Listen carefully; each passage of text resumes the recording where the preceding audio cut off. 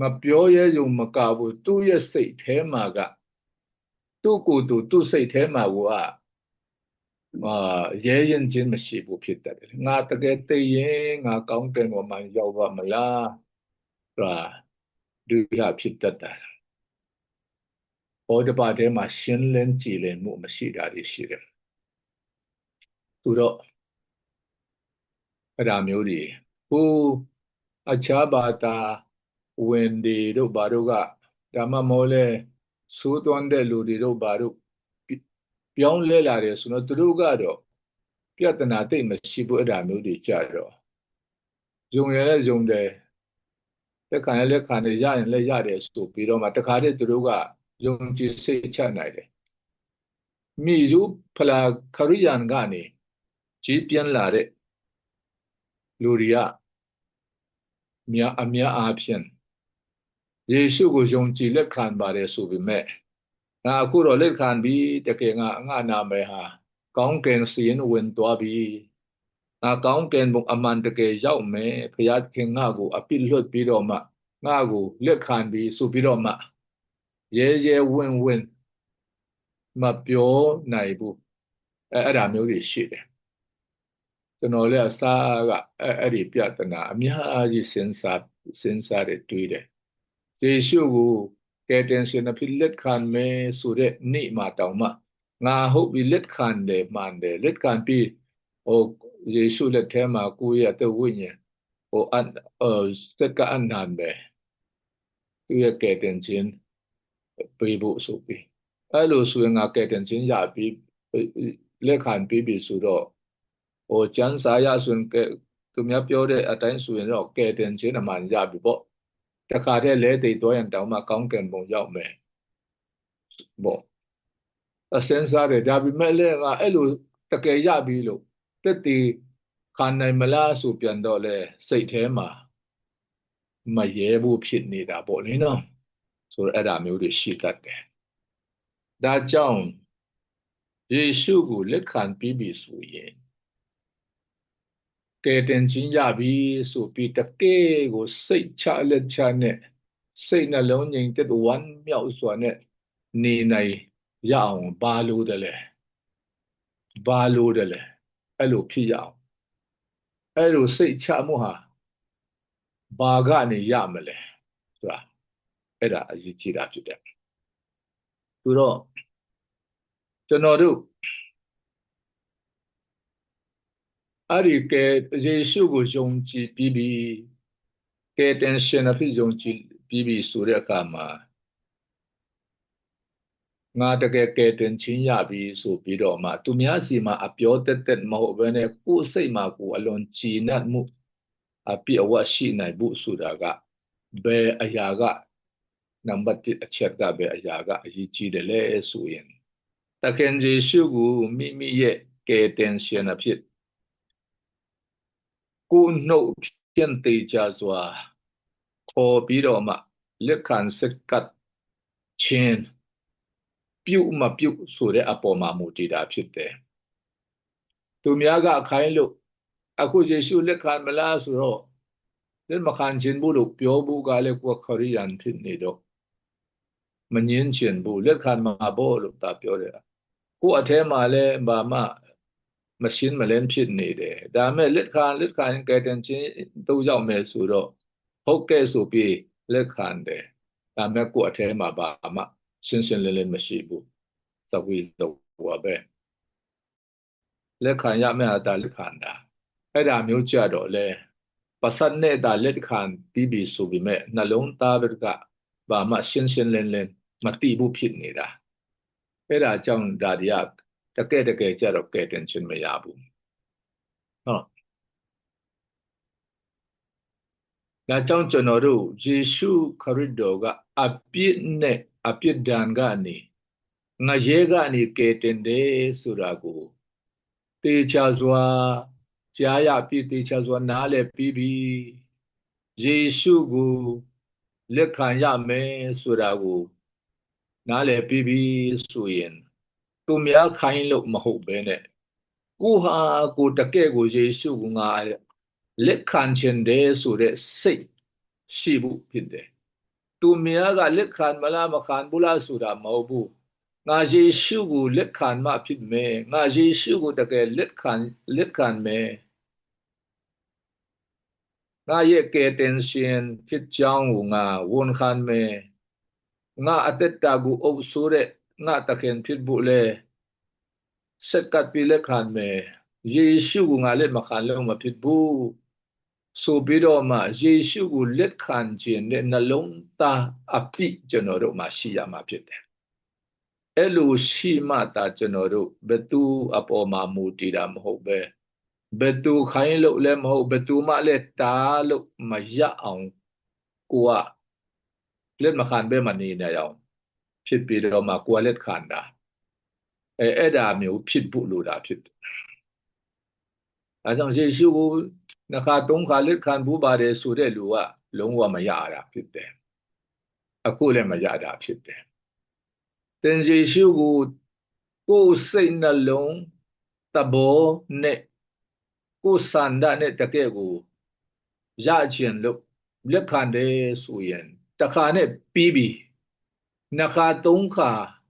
လက်မခံနိုင်တော့ဘူးတခါနဲ့ပြီးသွားပြီလူတယောက်ကမိန်းမတယောက်နဲ့အိမ်ထောင်ပြုတ်မယ်ဒါမှမဟုတ်လေမိန်းကလေးတယောက်ကယောက်ျားတယောက်အိမ်ထောင်ပြုတ်မယ်လက်ထပ်တယ်မင်္ဂလာဆောင်တယ်အဲ့ဒါကအမသေးချာသေးဘူးနောက်တစ်ခါကောင်းကောင်းလေးမင်္ဂလာဆောင်မယ်ပိုက်ဆံတော်တော်ဆင်ပြီးတဲ့အခါနောက်တစ်ခါအတစ်တဖန်ဆောင်မယ်အဲ့ဒါမျိုးလို့မရဘူးတစ်ခါနဲ့တည်တဲ့အထိအပြီးဖြစ်တယ်နှစ်ခါသုံးခါလက်ထပ်လို့မရဘူးအဲ့လိုပဲအဲကြောင့်ယေရှုကိုကျွန်တော်တို့အသက်တာထဲမှာတကယ်ရရှိပြီးကျွန်တော်တို့လည်းယေရှုခရစ်တော်ရဲ့ကယ်တင်ခြင်းစုကျေးဇူးကြီးကိုတကယ်ကိုရချင်တယ်ဆိုရင်ဆရာတွေပြောလို့မဟုတ်ဘူးမိဘတွေတိုက်တွန်းလို့လည်းမဟုတ်ဘူးဘာမှမဆိုင်ဘူးကျွန်တော်တို့အဲ့ဒီယေရှုကယ်တင်ခြင်းအကြောင်းကို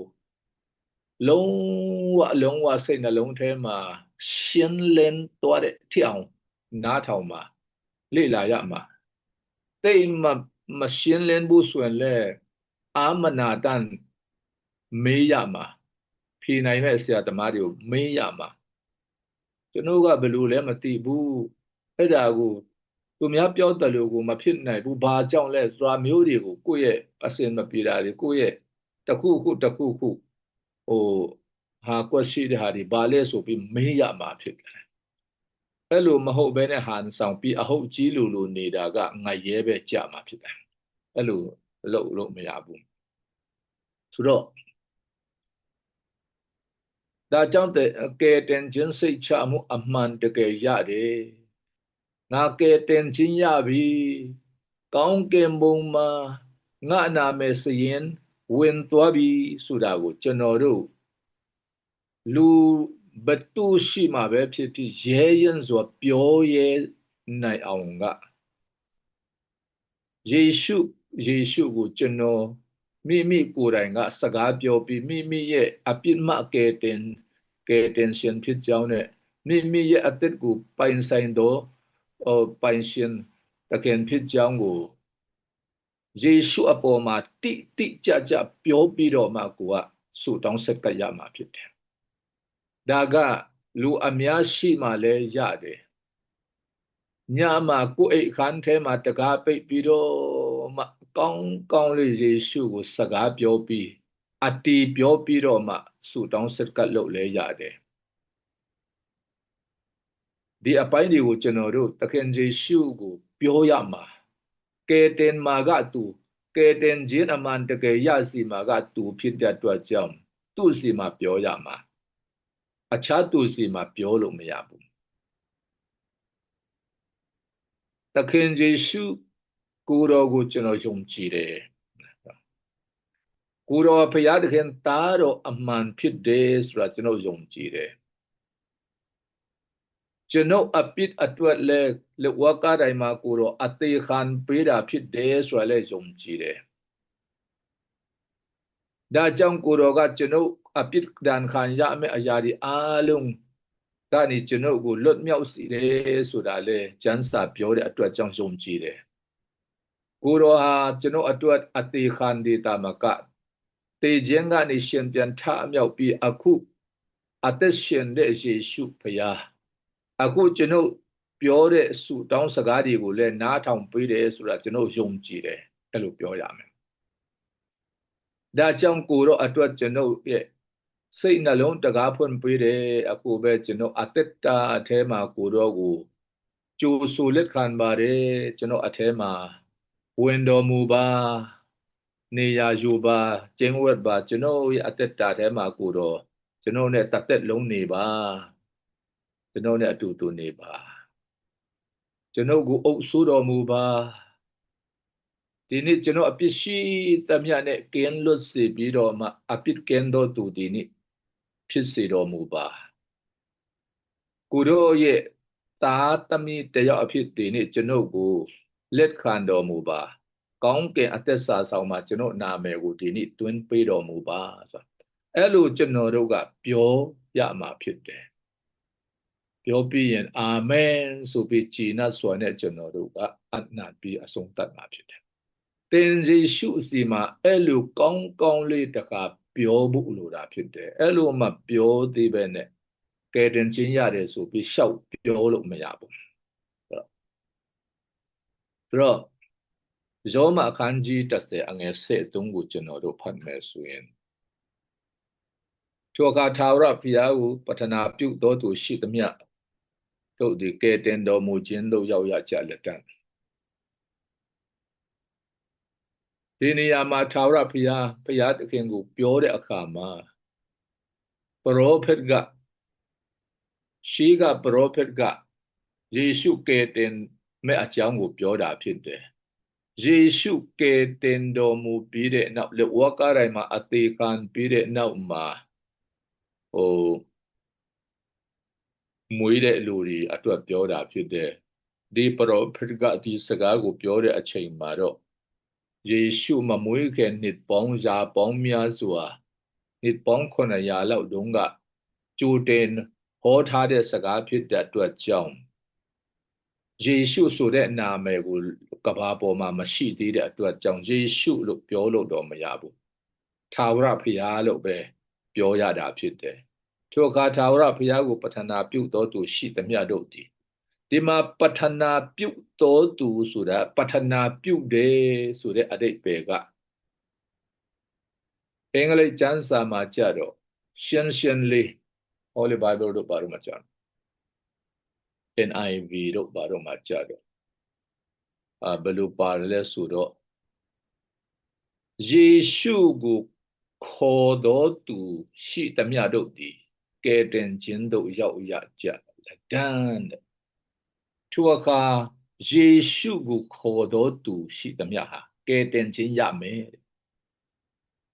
ဒါယေရှုခရစ်တော်လို့ဝါကားတိုင်းမှာအသေးခံပြထမြောက်ပြီးကယ်တင်ပြီးတဲ့နောက်မှာကျွန်တော်တို့လို့အသက်ရှင်တဲ့လူတွေအတွက်ပြောတာဖြစ်တယ်ပေါ့နော်ဒါကြောင့်ဒီမှာပတ္ထနာပြုတယ်ထာဝရဘုရားဆိုတဲ့နေရာမှာကယ်တင်သောယေရှုခရစ်ကိုပြောတာဖြစ်တယ်ယေရှုခရစ်ကိုပတ္ထနာပြုတော်သူဆိုတော့ယေရှုကိုခေါ်ပြီးတော့မှသခင်ယေရှုကိုရောကိုကျွန်ုပ်ယုံကြည်တယ်ကျွန်ုပ်လက်ခံတယ်ကျွန်ုပ်ကိုအပြစ်ကနေလွတ်စေပြီးဒီနေ့ကျွန်ုပ်ကိုထာဝရကိုတော့သားသမီးဖြစ်စေပါလက်ခံတော်မူပါဆိုပြီးကျွန်တော်တို့ကိုကိုအနှံသူ့စီမှာအနှံပြီးတော့မှသူ့ကိုယုံကြည်လက်ခံကြောင်းကိုပြောရမှာအဲ့လိုပြောတော်သူတွေဟာကယ်တင်တော်မူခြင်းခံရမယ်အဲ့ဒါဖြစ်တယ်ပါနော်တော့ဒါကိုကျွန်တော်နားလည်ဖို့လိုတယ်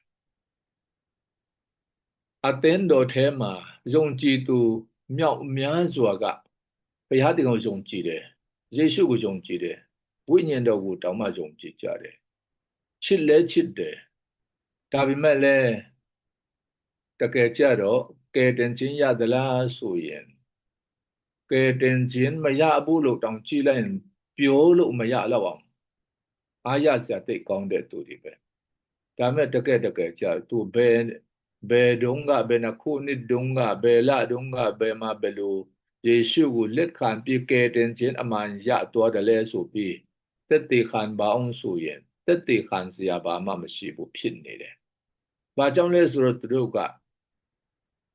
ရှေ့မှာစက်ကတ်မှုခေါ်ရင်လဲပြီးကြလွားကြတဲ့ရှေ့မှာငိုယိုပြီးစက်ကတ်ကြတယ်။မကြမ်းမာတော့သူဒီလာပါဆိုယေရှုစီမှာလာပါဆိုရင်တွားကြတဲ့ဆုတောင်းခံကြတယ်ကိုရောကျမ်းမာစီပါတဲ့အခက်ခဲဒုက္ခဆင်းရဲတခုအတွက်ဆိုကော်ဖိရင်လည်းတွားတယ်တော့အဲ့တော့ဒုက္ခဆင်းရဲခက်ခဲမှုတွေကိုတင်ပြပြီးတော့မှကယ်လွတ်တော်မူပါကိုရောအဖြစ်လဲရတယ်ဆိုတော့အမျိုးမျိုးဒါပေမဲ့အဲ့ဒါဒီရလို့အဲ့လိုစက်ကပ်ပြီးတော့မှပလန်ရှိမှစက်ကပ်ပြီးဆူတောင်းလို့ငိုကြပြီးတော့မှယုံကြည်စွာနဲ့ဆူတောင်းပြီးကျမ်းမာခြင်းရတယ်ယတနာတွေကနေလွတ်မြောက်သွားတယ်ဖရာရဲ့ကောင်းမြတ်ခြင်းတွေကိုမြင်တွေ့ခံစားရတယ်ဆိုပြီးမဲ့ဒါကကဲ့တင်ခြင်းရတာနဲ့ဘာမှမဆိုင်ဘူးဒါကဘာမှမဆိုင်ဘူးကဲ့တင်ခြင်းရဖို့ကဲ့တင်ခြင်းပေးဖို့ဆူတောင်းခြင်းကအဲ့ဒါဒီနဲ့ဘာမှမဆိုင်ဘူးဆူတောင်းခြင်းကအမျိုးမျိုးဆူတောင်းတာအမျိုးမျိုးရှိတယ်လေယေရှုမြေကြီးပေါ်မှာရှိတုန်းက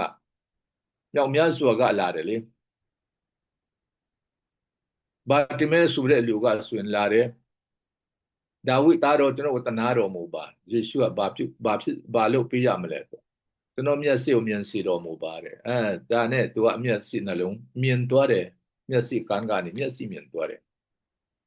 ဒါကမျက်စိမြင်စီတာဖြစ်တယ်ကျမ်းမှန်သွားတာဖြစ်တယ်ဘဝလည်းပြောင်းလဲပါတယ်ဒါမဲ့ဒါကဲတင်ခြင်းအကြောင်းမဟုတ်ဘူးလေမျက်စိပဲလေနော်နူနာဆွဲတဲ့လူတွေလာတယ်ယေရှုကျွန်တော်တနာပါကျွန်တော်တို့ကိုတန်ရှင်းစီတော်မူပါနူနာပျောက်ကင်းစီတော်မူပါပဲပျောက်စီဆိုပြီးတခါဆိုရင်10ရောက်တောင်မှတပြိုင်တည်းနူနာယောဂပျောက်သွားတယ်လေဒါကဲတင်ခြင်းမဟုတ်ဘူးလေနူနာယောဂပျောက်စေတာကျမ်းမာသွားစေတာသူတို့စုတောင်းတာကအမျိုးမျိုးတောင်းတာကတော့ယုံကြည်လို့တောင်းတာရကြတယ်ဒါမဲ့ဝိညာဉ်ကဲတင်ခြင်းမဟုတ်ဘူးနော်ဒါတွေကကျွန်တော်တို့ကဲတင်ခြင်းရဖို့အတွက်ယေရှုကိုကဲကျမ်းမာစေတဲ့ယေရှုဆိုပြီးတော့မှပြောကြုံမဟုတ်တော့ဘူးအကျွေးများလွန်လို့အကျွေး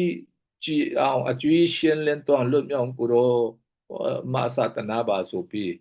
နောက်နေ့ဆိုရင်အကျွေးရှင်ကလာလွတ်လို့ခွင့်လွတ်ခြင်းရလို့အကျွေးကြည်သွားတာဖြစ်နိုင်တယ်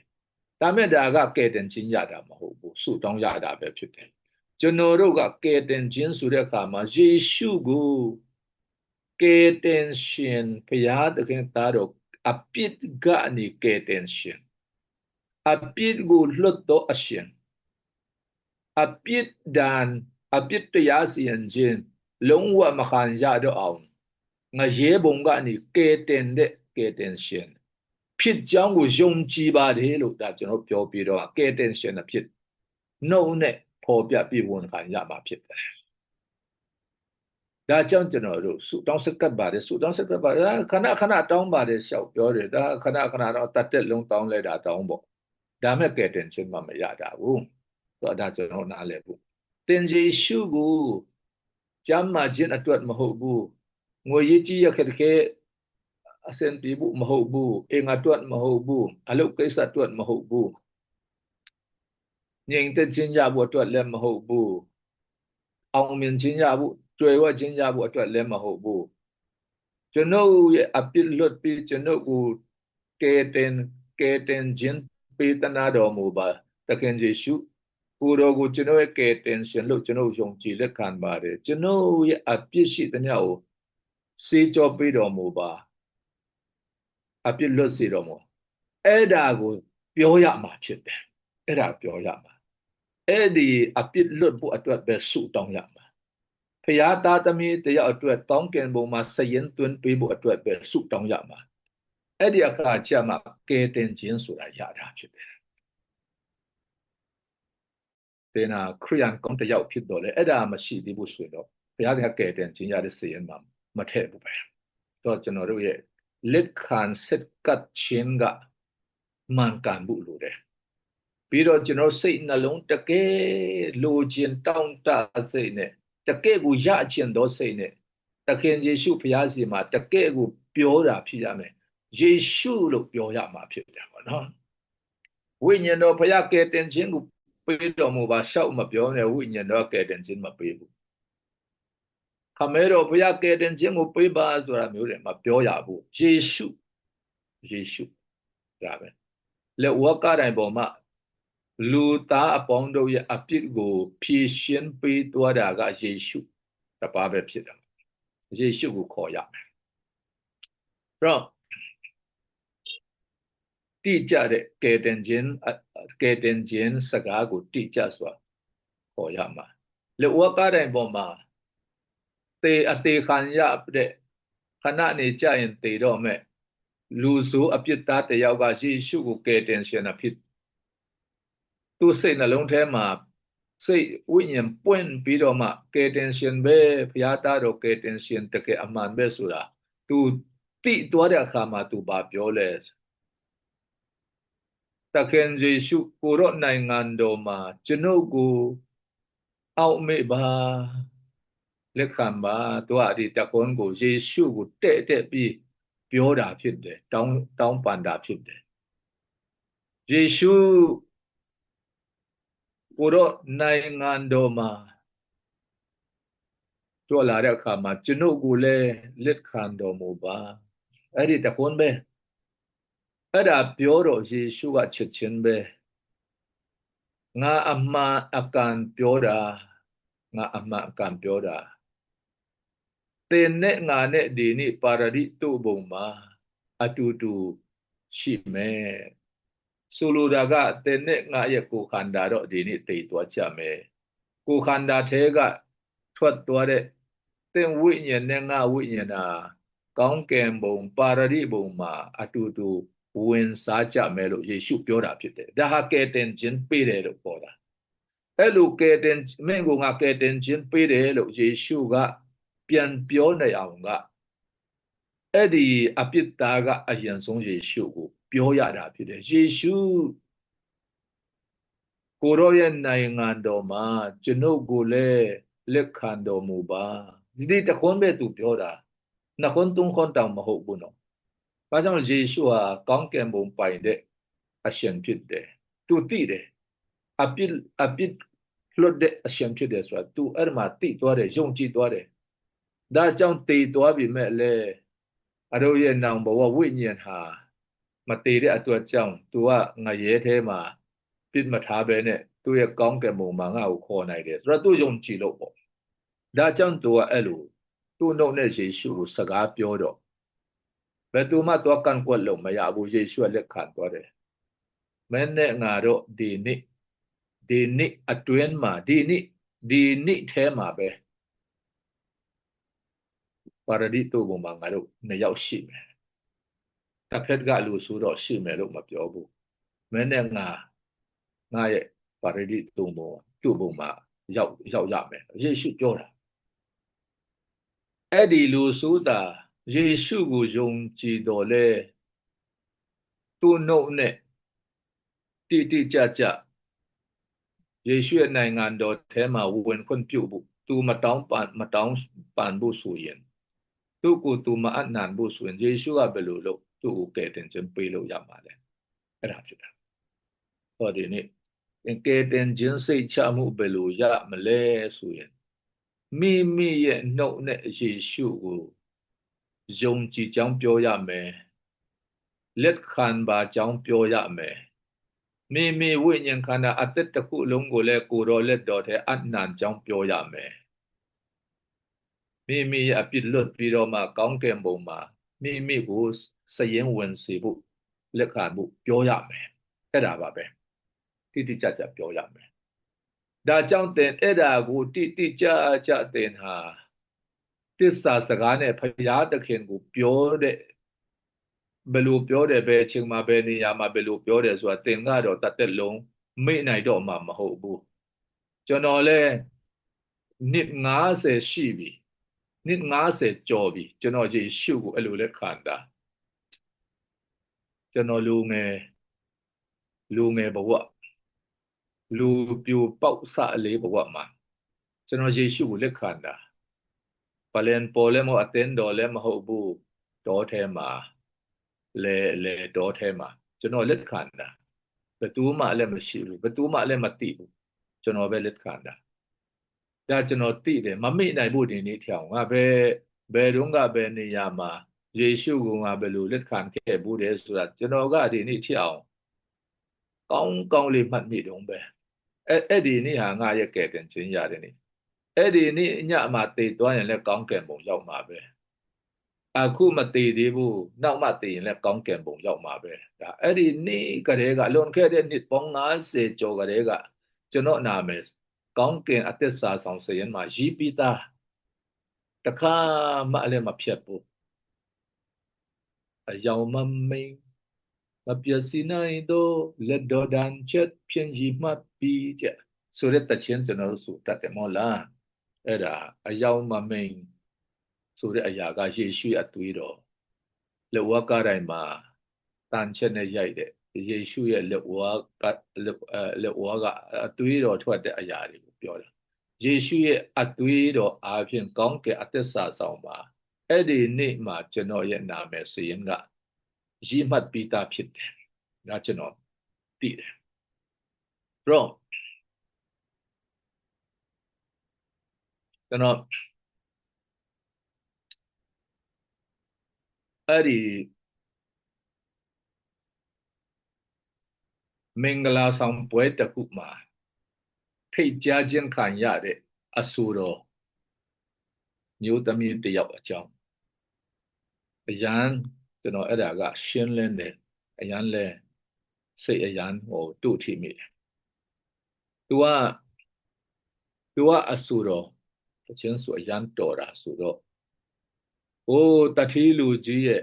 ဒါသမီးမင်္ဂလာဆောင်မှာဖိတ်စာဝေတဲ့အခါမှာဖိတ်စာဝေတော့သူ့ကိုလည်းလာဖိတ်စာလာဝေတယ်အဲ့တော့ तू ကဘာပြောလဲဆိုတော့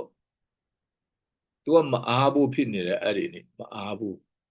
ဖိတ်စာဝေတဲ့အခါမှာ तू က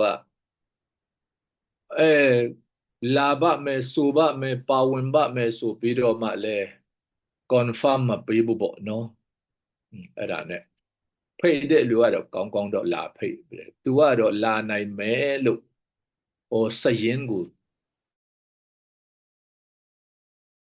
ဖြစ်နေတာမတိမချလို့ဖြစ်နေတာကျွန်တော်တို့အခုလိုပုံစံဆိုရင်တော့อืมအစင်ပြီး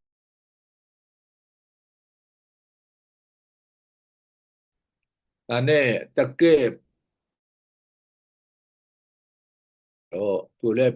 တချင်းဒီပါလေကောင်းကောင်းလေးလေးချင်းပြပြင်ဆင်ပြီးတော့သူ့အမျိုးသားနဲ့တွားတာဟိုတယ်ကြီးဟိုတယ်ကြီးရဲ့အပေါ်ထပ်တွေမှာပေါ့နော်ဒါနဲ့အဲ့ဒီမင်္ဂလာဆောင်ခန်းမကိုဝင်တဲ့အခါမှာ तू က gate ဆိုတာလုပ်ရတယ်လေနော် gate မှာအဲ့ဒီမှာအဆောင်တွေက let point ဘယ်လောက်နာမည်ပါလဲက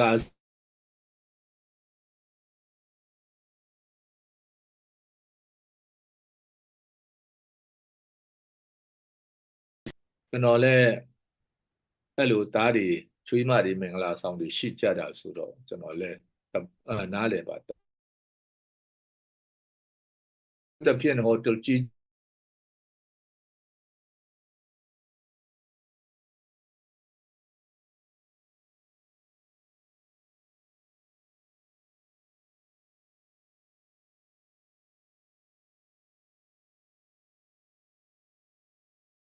မှကျွန်တော်အဲ့ဒါတွေကိုစဉ်းလာနိုင်တဲ့သူတွေပဲစရင်နဲ့အတိအကျကိုမှတ်ပြီးသူတို့လူဦးရေဘယ်လောက်ဆိုတာနဲ့အဲ့ဒီဟိုတယ်မှာအစာတွေမှာရတာဖြစ်တယ်ဆိုတော့လာမဲ့ဧည့်သည်ဘယ်နဲ့ရောက်ဘယ်နဲ့ရောက်စားမှာဥပမာအယောက်300ဆိုရင်300စားပေါ့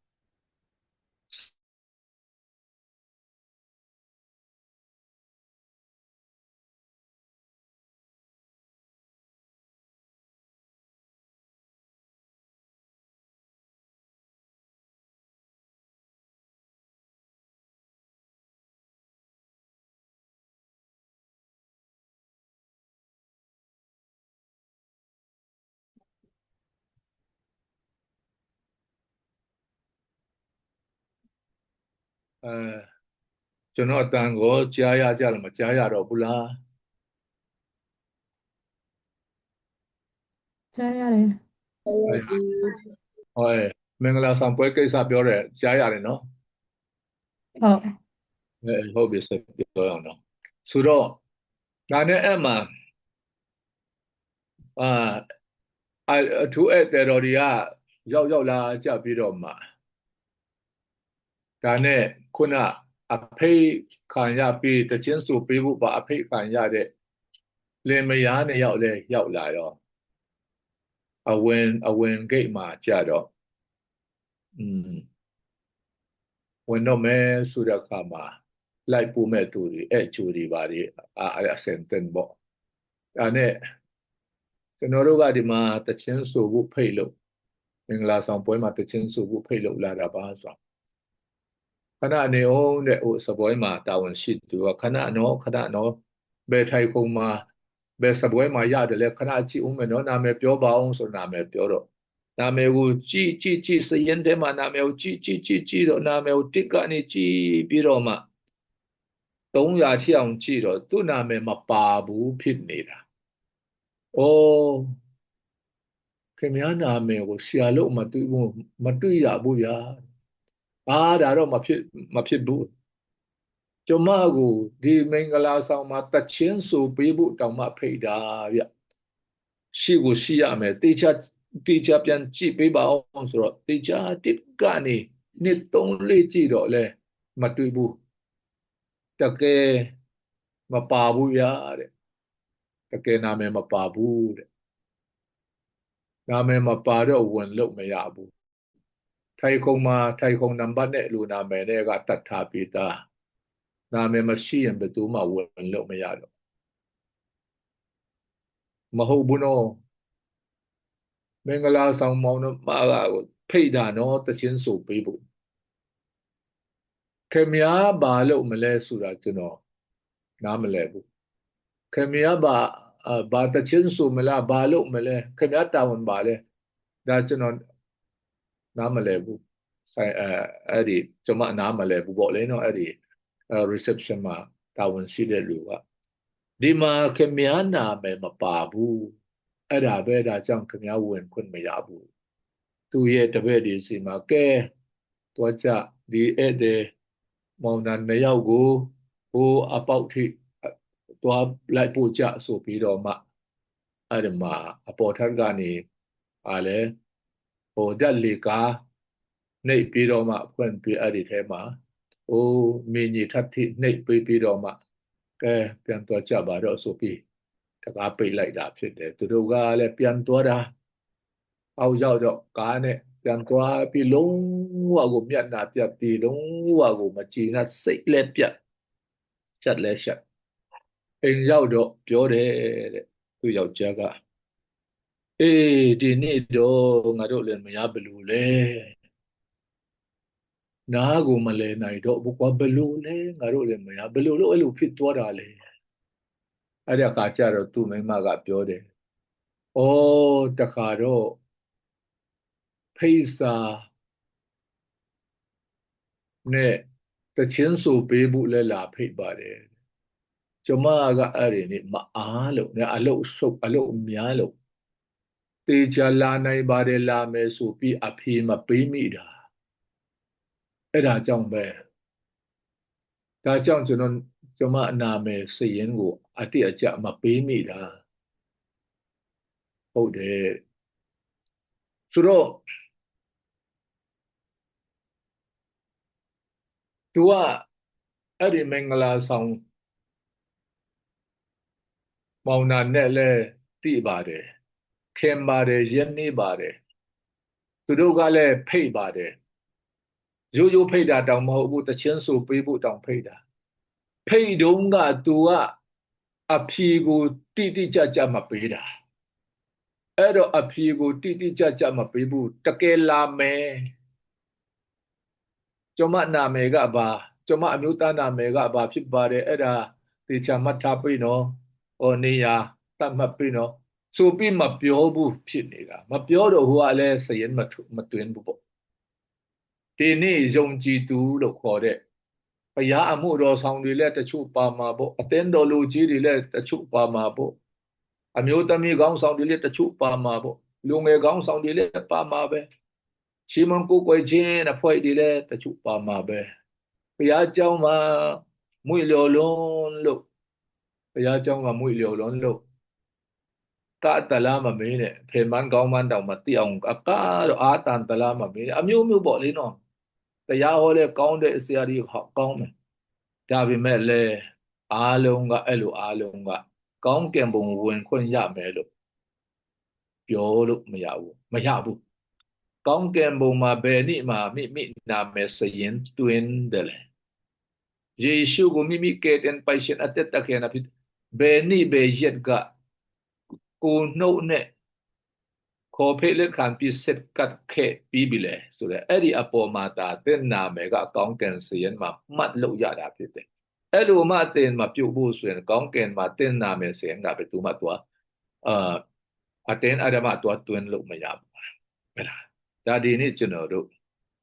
ကဲတင်ခြင်းစိတ်ချမှုမရတဲ့သူတွေမပြောနိုင်တဲ့သူတွေကအဲ့ဒီတိကျတဲ့ယေရှုကိုပဲအချိန်မှာတကယ်ကိုကဲတင်ရှင်တဲ့တကယ်ကျွန်တော်ခေါ်ဖိလက်ခံပြီးပါပြီလို့မရှိတဲ့အတွက်ကြောင့်မပြောနိုင်တာအဲ့လိုယေရှုကိုတကယ်ကဲတင်ရှင်အသက်တကယ်နာဖြစ်ကိုနှုတ်နဲ့ကောင်းမွန်စွာပြောပြီးတော့မှဆူတောင်းဆက်ကပ်ပြီးပြီဆိုတဲ့လူကတော့အဲ့ဒီသူ့ရဲ့နှုတ်နဲ့ဝန်ခံတဲ့နေ့ဆက်ကပ်တဲ့နေ့မမေ့နိုင်တော့ဘူးဖြစ်တယ်ဘလို့မှမေ့လို့မရဘူးအဲ့ဒီနေ့ကကိုကကောင်းကင်အသက်စာဆောင်မှာဖရာတကယ်နဲ့အဲ့သားတော်တမီးတော်အဖြစ်နာမည်တွင်ချစ်ခံရမယ်ဆိုတာကိုကအဲ့ဒါအယံကိုကြည်နပ်တာဖြစ်တယ်ဆိုတော့အဲ့ဒါကဲတင်ခြင်းစိတ်ချမှုရအောင်တင်ရဲ့ယေရှုခရစ်တော်ကိုကဲတင်ရှင်နဲ့အသက်တကယ်နာဖြစ်လက်ခံခြင်းကတိကျစေပါစိတ်နှလုံးရှိသမျှနဲ့ဟန်ဆောင်မှုမဟုတ်ပဲအပေါ်ယံမဟုတ်ပဲနဲ့ကိုယ့်ရဲ့စိတ်နှလုံးနဲ့တကယ်ကိုယေရှုကျွန်တော်တကယ်ကိုကိုတော့ကိုယုံကြည်လက်ခံတာဖြစ်ပါတယ်ကျွန်တော်ရဲ့ဝိညာဉ်နဲ့ခန္ဓာအသက်တာတခုလုံးလဲကိုတော့လက်တော်ထဲမှာကျွန်တော်အနန္တာဖြစ်ပါတယ်ကိုတော့အပိုင်ဖြစ်ဖို့ကိုတော့သားသမီးတယောက်ဖြစ်ဖို့ကျွန်တော်ကိုဒီနေ့လက်ခံတော်မူပါကျွန်တော်အပြစ်ကိုလုံးဝဒီနေ့ကစပယ်ဖြတ်ပါစေးကြောပါကျွန်တော်တို့တိချာကိုစက်ကအနာစုတောင်းကြတာဖြစ်တယ်ဒါကသူများကြားတာမကြားတာနဲ့မဆိုင်ဘူးလူတွေရှိမှလှုပ်တာမလှုပ်တာနဲ့မဆိုင်ဘူးနှစ်ချင်းခန္ဓာတော့လူတွေရှိမှလှုပ်ခြင်းလဲလှုပ်မှာပေါ့အဲ့ဒီယေရှုနဲ့ကိုကတစ္ဆာစကားပြောဖို့ကတော့ဒါကိုနဲ့ယေရှုနဲ့ပဲဆိုင်တာဟုတ်အဲ့ဒါမလှုပ်မိဘူးဆိုရင်လှုပ်ပါတေချာလှုပ်ပါတင်ရဲ့မှတ်စုစာအုပ်ထဲမှာဒါမှမဟုတ်တင်ကျမ်းစာအုပ်ထဲမှာလဲတေချာမှတ်ပါကျွန်တော်ဟာဒီနေ့ဘယ်နေရာမှာဘယ်အချိန်မှာယေရှုကိုကျွန်တော်ရဲ့အပြစ်မှကယ်တင်ရှင်အဖြစ်ခေါ်ဖိတ်လက်ခံပါပြီဆိုတာတေချာမှတ်တာအဲ့လိုမှတ်လို့ရတယ်ကိုလုပ်တဲ့အရာတခုအဲ့တော့ဒီနေ့ပေါလုအကြောင်းပြောခြင်းတယ်ပေါလုကသူကယေရှုကိုမယုံကြည်ဘူး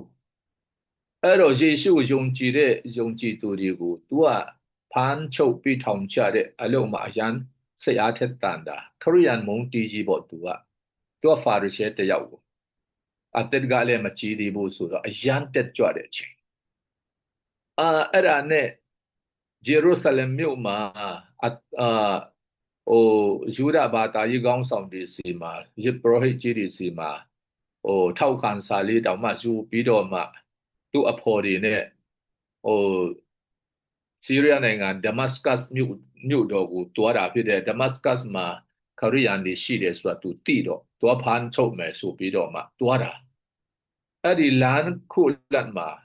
ယေရှုကသူ့ကိုကောင်းကင်ကနေအလင်းတော်ကြီးနဲ့ထိုးပြီးတော့မှသူမျက်လုံးကန်းသွားပြီးသူမြင်းစီးတာလားဗာလဲ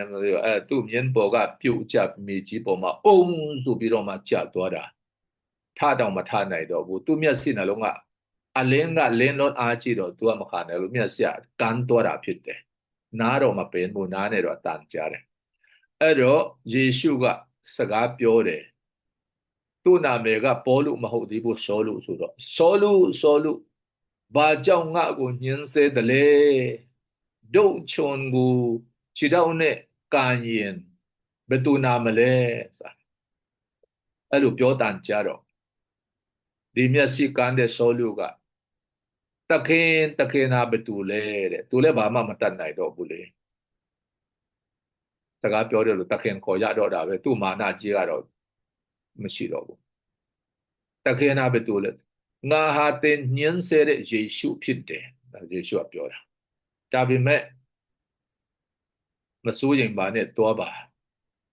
တင်းကိုငါရွေးကောက်ပြီးပြီဆက်သွားပါဒမတ်စကငါတင်းဘာလောက်ရမယ်ဆိုတာဆက်လက်ပြီးတော့မှငါဖော်ပြမယ်ဆိုတာအဲ့လိုယေရှုကပြောတယ်တပါအမျိုးသားတွေအလင်းကိုပေးဖို့ယေရှုရဲ့ကယ်တင်ခြင်းအလင်းပေးဖို့မဲ့ကိုငါအသုံးပြုမယ်လို့ယေရှုကပြောတာဒါနဲ့သူယေရှုနဲ့စကားပြောတော့သူဖြစ်သွားပြီယေရှုရဲ့ရွေးကောက်ခံတော့သူဖြစ်သွားပြီဘသူမှညင်လို့မရသူလည်းညင်လို့မရကောင်းတည်တယ်ဒါနဲ့သူ့အဖော်တွေကသူ့ကိုလက်နဲ့ဆွဲပြီးတော့မှသူ့မမြင်ရဘူးမျက်စိကန်းဖြစ်သွားပြီဆိုတော့လက်နဲ့တွဲပြီးတော့မှဒမတ်စကတ်မြို့ရောက်တဲ့အခါမှာအဲ့ဒီမှာတဲအိမ်မှာသူတို့ကနေပြီးတော့အဲ့ဒီမှာသူ့ကိုအိယာထဲမှာပဲထားတာဘယ်မှမရွေ့နိုင်တော့ဘူးသူကမျက်စိကန်းတော့အားလည်းမရှိတော့ဒါနဲ့3ရက်မြောက်နေ့မှာအဲ့ဒီဒမတ်စကတ်မြို့မှာရှိတဲ့ယေရှုကိုယုံကြည်တဲ့သူတယောက်အာနနိဆိုတဲ့သူရှိတယ်သူကအသက်ကြီးပိုင်းဖြစ်တယ်ဘုရားသခင်ဝိညာဉ်တော်ကပြောတယ်အာနနိသွားပါဘယ်လမ်းမှာဘယ်အိမ်ဆိုတာရှိတယ်အဲ့ဒီမှာရှောလုဆိုတဲ့သူတယောက်ရှိတယ်သူမျက်စိကန်းတယ်ယေရှုကငါကသူ့ကိုရွေးကောက်ပေးတာဖြစ်တယ်ဒါကြောင့်တွားပြီးတော့မှသူ့အပေါ်မှာလက်တင်ပြီးတော့မှမျက်စိကိုတွားမြင်စေပါဆိုအာနနိကအဲ့ဒီရှောလုဆိုတဲ့လူအရန်ဆိုးတာခရိယာန်ယုံကြည်သူတွေအရန်ကြောက်ရတဲ့လူနော်အရန်ရက်ဆက်ကိုညှင်းဆဲတယ်အတော်ရဲဘူးတဲ့တခင်ဖျားပြောတယ်တွားပါသူက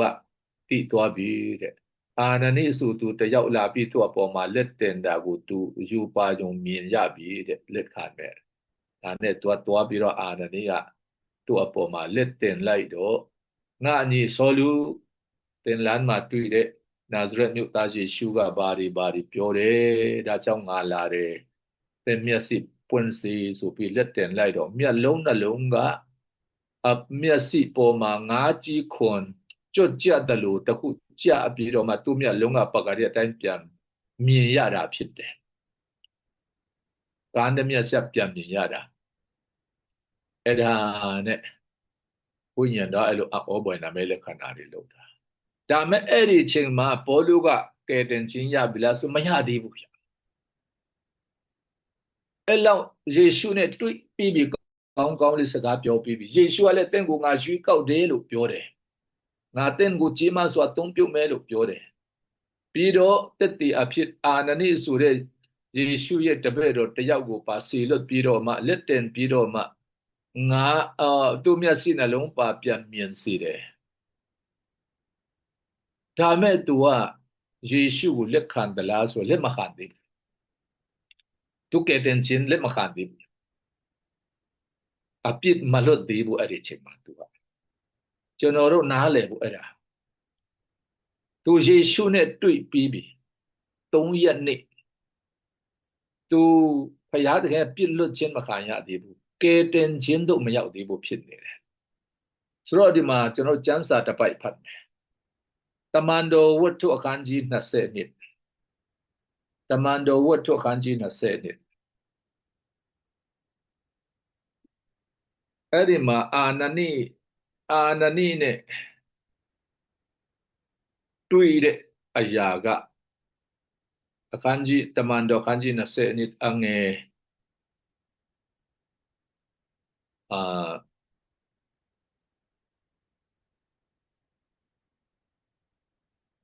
အငယ်10နှစ်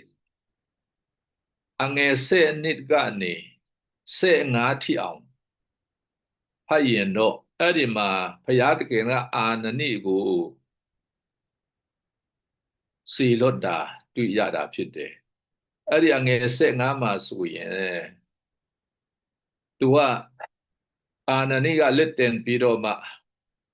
သူ့မျက်စိကလည်းမြင်သွားပြီဖြစ်တယ် healing power နဲ့အနာရောဂါငြိမ်းခြင်းတကူနဲ့သူ့မျက်စိကိုပြန်မြင်စေတာဖြစ်တယ်ယေရှုပြောတဲ့ဗျာဒိတ်တော်ကြီးအကုန်လုံးရှင်းရှင်းလင်းလင်းသူရတော်ပြီဖြစ်တယ်ဒါပြီးတော့အငယ်16ကိုကျွန်တော်ဖတ်တဲ့အခါမှာအာနနိကဘာဆက်ပြောတယ်လဲဆိုတော့ယခုလေတင်ဒီအပေကြောင့်ဆိုင်လင်း၍နေတနီထာလို့တခင်ဖျားကိုပထနာပြုလျက်ဗတ္တဇံကိုခံ၍တင်ဤအပြစ်များကိုစီကြောလို့ဟုဆို၏ဆိုတော့အဲ့ဒီ3ရက်ယေရှုနဲ့တွေ့ပြီးယေရှုကရွေးကောက်တဲ့အကြောင်းယေရှုကပြောပြီးတော့မှ3ရက်နေ့အထိ3ရက်နေ့မှာအာနနိကလာပြီးတော့မှသူ့ရဲ့မျက်စိကိုလည်းပြန်မြင်စေပြီးယေရှုနာမအားဖြင့်သူကယေရှုကိုကောင်းရာနှုန်းပြီးတော့ယုံကြည်သွားပြီဒါပေမဲ့လည်းသူ့အပြစ်ကမလွတ်သေးဘူးသူဟာကယ်တင်ခြင်းကိုလက်ခံတယ်ဆိုတာလည်းမရှိသေးဘူးဖြစ်နေတာစိတ်နှလုံးထဲမှာယေရှုကိုမငြင်းပယ်တော့ဘူးလက်ခံသွားပြီယုံကြည်သွားပြီငြင်းလို့လည်းမရတော့ဘူးဒါပေမဲ့လည်းကယ်တင်ခြင်းတို့ရောက်သလားဆိုတော့မရောက်သေးဘူးဒါကြောင့်အာနနိကဒီဒါနဲ့မပြည့်စုံသေးဘူးဒါနဲ့မလုံလောက်သေးဘူးရှောလူအခုတင်ဘာဆောင်နေသေးတယ်လဲဒီလောက်တောင်မှကြားရပြီးမြင်ရပြီးပြီသိရပြီးပြီဘာဆောင်နေသေးတယ်လဲထပြီးတော့မှတခင်ဖျားဆိုတဲ့အခါမှာတခင်ယေရှုကိုပြောတာဖြစ်တယ်တခင်ယေရှုကိုပထနာပြုပါတဲ့ကယ်တင်ရှင်အသက်တခင်အဖြစ်နှုတ်နဲ့ဝန်ခံပြီးလက်ခံလိုက်ပါလို့ပြောတာဖြစ်တယ်တခင်ဖျားကိုပထနာပြုပါတဲ့ဗတ္တိဇံကိုခံပါတဲ့တင်ရဲ့အပြစ်များကိုစေးကြောပါတဲ့တင်နာအခုဒါနဲ့အပြစ်လွတ်တာလို့မဟုတ်သေးဘူးနော်ယေရှုနဲ့တွေ့ပြီးပြီမှတယ်ယေရှုကတင့်ကိုလက်ခံပြီးပြီခေါ်ပြီးကြီးမားစွာအသုံးပြုမယ်လို့လဲ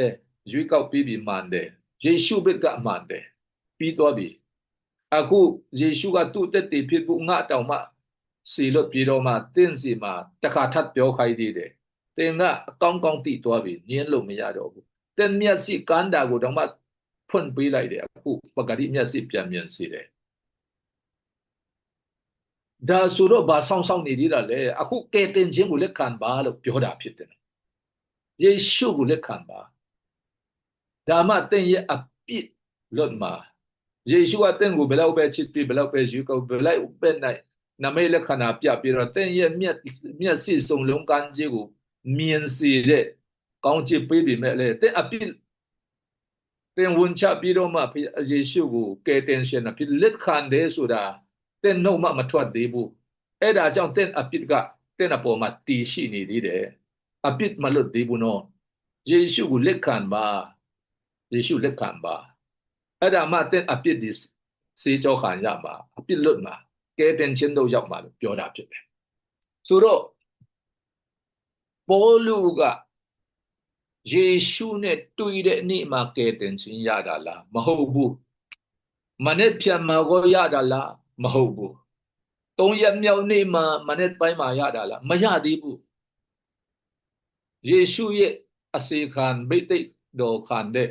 အာနနိလာပြီးတော့မှတက်တီလာခံပေးသေးတယ်လက်တင်ပြီးတော့မှမျက်စိမြင်အောင်လဲဆူတောင်းပေးသေးတယ်အကုန်လုံးပြီးသွားပြီတော့ကယ်တင်ခြင်းရပြီလားမရသေးဘူး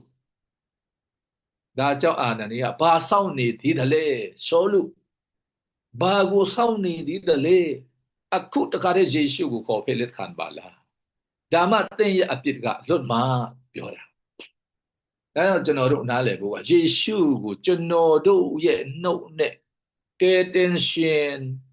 အပြစ်ကနေကယ်တင်ရှင်ဖြစ်ကြောင်းပြောပြဝန်ခံပြီးယေရှုကိုတော့ကိုလက်ခံပါ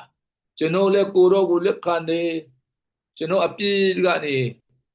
ဒီနေ့လွတ်မြောက်စေပြီးသားတယောက်ဖြစ်လက်ခံပါဒါကျွန်တော်တို့ပြောဖို့လိုတာဖြစ်တယ်ယေရှုနဲ့ကောင်းကောင်းလေးတွေ့တဲ့နမိတ်လက္ခဏာများကြီးမြင်တဲ့ဘောလို့တောင်မှ3ရက်မြောက်နေ့လယ်ထိအောင်ကယ်တင်ခြင်းမရသေးဘူးပဲကယ်တင်ခြင်းရဖို့ဆိုတာသူ့နှုတ်နဲ့ယေရှုကိုခေါ်ဖိလက်ခံရမှာအဲ့ဒါမှကယ်တင်ခြင်းရမှာလေတော့ဒါကျွန်တော်တို့အရေးကြီးတာဒီနေ့ကယ်တင်ခြင်းစိတ်ချမှုဆိုတာသင်ယေရှုကိုမိမိနှုတ်နဲ့ပြောပြီးလက်ခံတယ်ဆိုရင်အဲ့ဒီနေ့မှတည်းကယ်တင်ခြင်းရတယ်ဆိုတာသင်စိတ်ချလို့ရပြီသင်စိတ်ချလို့ရပြီဘာကြောင့်လဲသင်ကိုယ်တိုင်ကသင်နှလုံးသားပါနဲ့နှစ်သက်စွာနဲ့ယေရှုကိုလက်ခံစက္ကတာပဲဒါကြောင့်ယေရှုကမငြင်းပယ်တော့ဘူးအဲ့ဒါဖြစ်တယ်အဲ့လိုပြောပြပြီးယေရှုခေါ်ဖိလက်ခံပြီးပြီဆိုရင်ဘာကြောင့်ကယ်တင်ခြင်းစိတ်ချမှုဆိုတာရနိုင်တယ်လေဆိုရင်အဲ့လိုယေရှုကိုကယ်တင်ရှင်အသက်သခင်အဖြစ်ယုံကြည်လက်ဆုတောင်း၍လက်ခံတော်သူသည်ကယ်တင်ခြင်းသို့ရောက်လိမ့်မယ်လို့ခုနယောမခန်းကြီး30ငယ်73မှာလဲပြောထားပြီးသားဖြစ်တယ်သူအခါအဲ့ဒီ NIV မဟုတ်ဘူး KJV ဆိုတဲ့ King James Version အဲ့ဒီအင်္ဂလိပ်ကျမ်းစာတို့မှာဆိုရင်ကောင်းကောင်းလေးပါတယ်သူအခါယေရှုကိုခေါ်တော်ယေရှုကိုခေါ်တော်သူအပေါင်းတို့သည်ကယ်တင်ခြင်းသို့ရောက်ကြလက်တန်းဆိုတာဖြစ်တယ်ယေရှုကိုခေါ်ပြီးဆုတောင်းစက္ကတ်တော်သူအပေါင်းတို့ကယ်တင်ခြင်းသို့ရောက်မယ်အဲ့ဒါပဲကျမ်းမာစေဖို့ဆုတောင်းတာပြောတာမဟုတ်ဘူးအလို့အစဉ်ပြေစေဖို့ဆုတောင်းတာမဟုတ်နိုင်ငံခြားသွားလမ်းဖွင့်ပေးဖို့ဆုတောင်းတာကိုပြောတာမဟုတ်ဘူးသားသမီးဖျားနာလို့ကျမ်းမာဖို့ဆုတောင်းတာမဟုတ်ကလေးတွေကျောင်းပညာအတွက်ဆုတောင်းတာပြောတာမဟုတ်ဘူးယေရှုကိုမိမိရဲ့ကယ်တင်ရှင်ဖြစ်ပါတယ်ကျွန်ုပ်ကိုလက်ခံပါကိုတော့ကျွန်ုပ်ရဲ့အပြစ်ကိုလွတ်၍ကိုတော့ရဲ့ထာဝရကောင်းကင်ဘုံမှာကျွန်ုပ်ကိုလက်ခံတော်မူပါကျွန်တော်တို့အဲ့လိုပြောဖို့လိုတာဒါဟာယေရှုကိုကယ်တင်ရှင်အဖြစ်လက်ခံတယ်လို့ပြောတာပေါ့နော်အဲ့ဒါဆိုတော့အဲ့ဒါကောင်းကောင်းလေးမှတ်ထားစီခြင်းတယ်ဒီနေ့ကျွန်တော်တို့ကြားရတဲ့အရာတွေကိုပြီးတော့အကျဉ်းချက်နှစ်ချက်ပေးမယ်များရှိပြီမဲ့များအချိန်ကလည်းပြီးသွားပြီဆိုတော့မာကု73အငယ်31မာကုအခန်းကြီး73ငယ်31မှာယေရှုဘာပြောလဲကောင်းကင်နဲ့မြေကြီးမတည်တော်လဲငါစကားတည်လိမ့်မယ်ယေရှုကကောင်းကင်နဲ့မြေကြီးမတည်ပဲနဲ့ပြောင်းလဲရင်တောင်မှငါပြောပြီးသားငါစကားငါဂတိဆိုတာကတော့ပြောင်းလဲခြင်းမရှိနိုင်ဘူးလို့ပြောတယ်အဲ့လိုပြောတဲ့ယေရှုကဘာပြောသေးတယ်လဲဆိုတော့ယောဟန်အခန်းကြီး3အငယ်18မှာငယ်18မှာသားတော်ကိုယုံကြည်သောသူအပေါင်းတို့သည်သားတော်ကိုယုံကြည်သောသူသည်အပြစ်စီရင်ခြင်းကိုမခံရဒါယေရှုကကောင်းကင်နဲ့မြေကြီးမတည်တော်လဲအခုငါပြောတဲ့စကားတော်ကထာဝရတည်မြဲမယ်သစ္စာစကားဖြစ်တယ်ယုံပါမယုံမရှိနဲ့ဆိုပြီးသူပြောတာသားတော်ကိုဆိုတော့ယေရှုခရစ်ကိုကယ်တင်ရှင်အဖြစ်ယုံကြည် လက်ခံတော်သူဘယ်တော့မှဖယားတကယ်ကအပြစ်မစီရင်တော့ဘူးမစီရင်တော့ဘူးကောင်းကင်ဘုံဝင်စားရမယ်ဒါကိုပြောတာဖြစ်တယ်ဆိုတော့ကျွန်တော်တို့ယုံကြည်ခြင်းစိတ်ချမှုမရှိသေးဘူးဆိုရင်အဲ့ဒီယေရှုကိုတော့ကောင်းတိတိကျကျလက်ခံပြီးပြီငါအထဲမှာငါကဘာမှလည်းငြိမ်သက်ခြင်းစိတ်ချမှုဆိုတာလည်းမပြောနိုင်ပါလားဆိုရင်အဲ့ဒီခံစားချက်တွေခဏဘေးချိတ်ပါခံစားချက်ကအရင်မဝင်လာဘူးတင်းအထဲမှာဘာမှငြိမ်သက်ခြင်းစိတ်ချမှုမခံစားဘူးဆိုရင်မာကု7:31ကိုလှန်လိုက်ယေရှုပြောတာပဲကောင်းကင်နဲ့မြေကြီးမတည်တော်လဲငါစကားတည်မယ်လို့သူပြောပြီးသားသူ့စကားမှာဘာပြောလဲဆိုရင်ယောဟန်အခန်းကြီး3:18ပထမအပိုက်မှာပြောတာပဲသားတော်ကိုယုံကြည်တော်သူသည်အပြစ်စီရင်ခြင်းကိုမခံရလို့သူပြောပြီးသားဆိုတော့ငါယုံကြည်လက်ခံပြီးပြီဆိုတော့ဘယ်ငါကိုအပြစ်ပဲစီရင်တော့မလဲသူအပြစ်ရှိသမျှလွတ်ပြီးတနည်းကောင်းကင်ဘုံမှာငါကိုထာဝရနေခွင့်ပေးတော့မယ်ဆိုတာအဲ့လိုပြောလိုက်အဲ့လိုသင်ပြောလာတဲ့အခါမှာဝိညာဉ်တော်တဲ့အထဲမှာပိဝစိတ်ချမှုထည့်ပေးလိုက်မယ်အဲ့ဒါပဲဖြစ်တယ်ဟုတ်ပြီဒါကြောင့်ဒီနေ့ဒီလောက်နဲ့အဆုံးသတ်ရအောင်ဘုရားရှင်အခွင့်ပေးလို့ရှိရင်မနေ့ပြန်ညကြရင်ကျွန်တော်တို့ကဲတင်ခြင်းရပြီးနောက်အပြစ်လုပ်မိလျင်ဘာဖြစ်မနည်းဆိုတဲ့အကြောင်းကိုကျွန်တော်မနေ့ပြန်ဝေငှရအောင်ဆိုတော့ဒီနေ့အတွက်ဘုရားရှင်အကြောက်တိုင်းကိုကောင်းချီးပေးပါစေခဏဆုတောင်း